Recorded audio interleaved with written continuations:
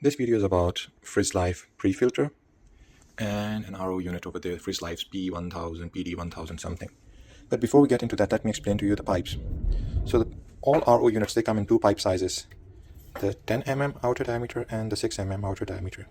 Plumbers, they know this as 3x8 and 1x4 inch. But to make things simple, I'll just use 10 mm and 6 mm. So water goes through this larger pipe into the RO unit, and two of these small pipes come out. One is a wastewater pipe, and then the other is the clean water pipe. So there are two pipes coming out, wastewater and clean water, and both of them are smaller pipes. This larger pipe, it goes from the tap. So I have put in a pre-filter in.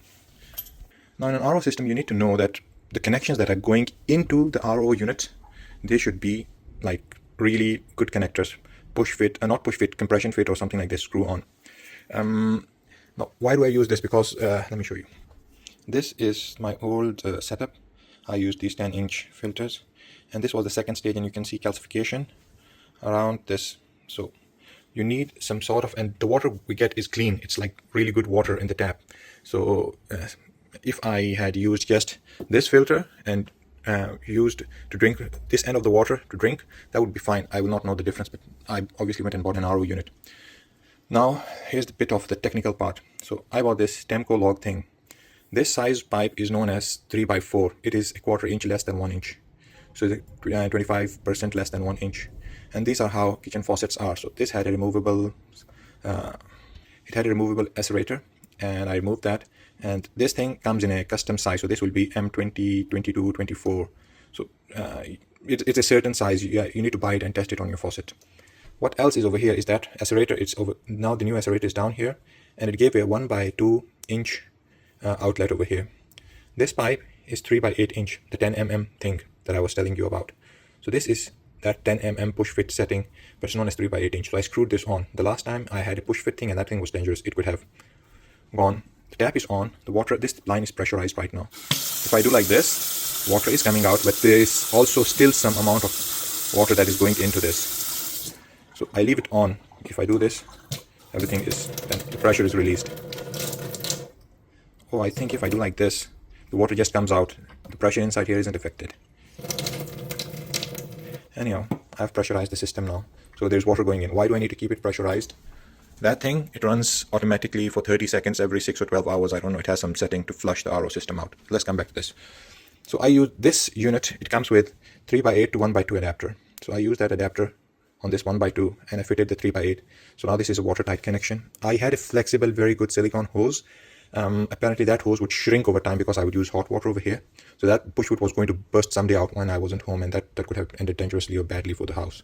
So I used this now, and I actually felt that silicone was better looking and feeling, but this hose is better looking and feeling than that silicone thing. It's more cleaner. Why did I buy this? Well, the thing with this kind of unit is you can unscrew it while it is pressurized and replace the filter and screw it back in. You don't need to shut anything off on the back end. So while the unit is pressurized, there's pressurized water inside. You can just unscrew it, put a new filter in, and screw it back in. The other thing is the filters, they're cheap. 16 pounds. So this unit is 150 pounds. I know it's a bit expensive, but then this replacement filter is 16 pounds. Or you could get the whole, this white thing for 35 pounds, I think.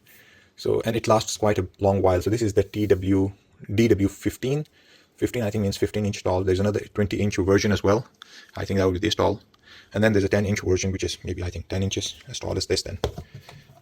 Oh, now, the thing is, what I didn't know about this is, this over here, this connector, this thing is 1x4 inch. So this is 3x8 inch, and this is 1x4 inch, 1/4 inch. And the problem is, you can remove this, and once you remove this, it is 1x2 inch inside. However, the hole that I saw that is going through this unit, that thing is 1x4 inch. So basically, the smaller pipe that I told you, the drain one that comes out, this is that pipe, and this size is going throughout this. So no matter how big a pipe this is, I thought, direct connect, it would have a larger output, but no, the output is this size. What it does is the RO unit uses this big size pipe. You can see the difference between the pipes. This is the return pipe, and this is the one that goes inside. And basically the water that is coming in is from because this one has a thinner pipe going through, water coming into the RO unit is not filling this larger pipe up. That is a problem. So let me explain that in a simpler way. Instead of getting 10 mm piped water in, I'm just getting 6 mm worth of water in, and then there are two 6 mm pipes coming out that need to be filled with this water. So there isn't enough water going in. The RO unit is struggling to produce enough water because it needs to produce clean water and dirty water at the same time. So this is the dirty water, this is the clean water. Had there been a 10 mm or larger pathway of water going in, this pressure would have been maybe double what I'm getting over here, because it needs to throw out dirty water and pure RO water. It needs to output both of these. So you can hear there is a motor noise over here, but it's all right. This is just a pressure tank. It doesn't concern us at this point. I just wanted to make the thing simple. One of the good things in this unit is you can just press this flush button, and what it does is it just flushes the RO filter. So you can see, and look at the amount of water this is now outputting now. But when this thing is working, when you are taking clean water out, there isn't enough water to work for both of them. Okay, there's one other pipe I wanted to discuss with you about. Now, you're wondering what this thing is. This is Waterdrop, and this is how this pipe comes. So this pipe is basically 10 mm silicone pipe, and it is screwed in by 1/8 screw at this end and 1/4" screw at this end. This is also 1/4" screw at this end.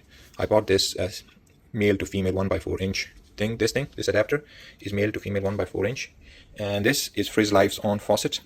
There is a 1/4" long screw down here. I removed that, and this part was already on this end of this. I don't know what is wrong with the focus. This 1/4 was already over here, so I unscrewed it. I put in a spacer kind of thing, male to female 1/4. Screwed this in to keep the faucet a bit away, and now the thing is smooth. So this is a countertop setup, RO setup. You don't need these things. The filter inside this one is humongous. It's as big as my arm. Okay, and it will filter this thing. This is the carbon filter, and this is the RO filter. You need to replace this maybe once a year, and then this after every 2 years. The filters aren't that expensive. I think this one is the carbon one is 50-60 pound, and this is 100 pound, and you can unscrew them while the system is pressurized, and no water will be leaking out, not much at least. What would I have done different? Definitely use this pipe, the solid one. There was an alternative to this, and the chances of that thing leaking were far less. This is the thing. I'll put it in the picture now. And this thing, it would have, so they have written like this unit that I have over here, it has less chances of leaking. But the unit that I'm showing you now, this has like next to no chances of leaking. The filters on this unit, obviously cheaper and easier to source. These filters that I had previously, so they were in this combination, 1, 2. So instead of using the sediment filter, I would use this, then the second stage. And this thing is like 30 pounds, and it's very hard to source. This is some Beer company's thing. It's very hard to source this now. I think the company has closed down, or I don't know what. And this is some useless, cheap, 3-4 pounds, 5 pounds carbon block. The thing is a mess, and then there are 2 points of it not being waterproof. One at this end, one at this end. So you can imagine the thing, if you don't tighten the thing properly, it's not going to work. One other mistake I made is I did not know about silicone grease. So this silicone grease is food grade, you can see over here, and it looks like petroleum jelly, but do not use petroleum jelly or oil on any of the O-rings or any of these rubbers. If you use it, it will definitely loosen the rubber. Petroleum jelly, cooking oil, any of those things, it will loosen the rubber and there will be leaks. Without this, this will keep the thing smooth and easier to remove and replace and keep the O-rings lubricated. I have lubricated this. Though it is brand new, I still lubricated it with this silicone grease. Okay, one last thing before I complete the video. So Frizzlife has a thing with 3/8 or 10 mm connectors. So this is Frizzlife's own 10 mm thing, and they give you this with the RO filter. So you can imagine they have this. Very few companies have this 10 mm fitting over here. Most of them just give 1/4 or 6 mm output. This is the larger pipe. This is the pipe that I showed you initially. The bigger pipe, so you need a bigger pipe going in because you have 2 6 mm pipes coming out of the machine. So you need, where's this focus? I don't know what is wrong with it. But here you go, here's the final picture. And this thing is, the faucet can easily move. There isn't any hindrance because of this. So the faucet is easy to move. Let me recap that again. 3/8 inch to 1/4 inch. There is a 1/4 pipe going through, so it doesn't really matter if you buy this. So all of these kind of things, they're meant to be connected directly to this tap, and I don't believe this one would have put enough water out for this much tap to. I don't know why they put 1/4 They could have just put, like, instead of 6 mm pipe going through, they should have put a good 10 mm pipe at least, or maybe larger than 10 mm, but I don't know what they did. But this is the case with all of these kind of pre-filters I've seen on Amazon. What does this thing do? So there is an alkaline filter inside this. What that does is the water that RO produces is acidic, and this thing has carbon and a bit of remineralization stuff inside, so it polishes the water output, and the taste is neutral instead of being acidic. If I remove the internal filter, this becomes a pressure tank.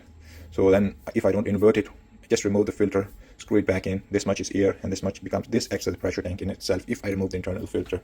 But if you have the internal filter, there is no pressure tank effect. That is why I bought this pressure tank, but I don't think this pressure tank is good. I would just buy this pressure tank. I will put it in the picture. This is iSpring's pressure tank, 35 pounds, 30 pounds I think. And just buy a smaller unit.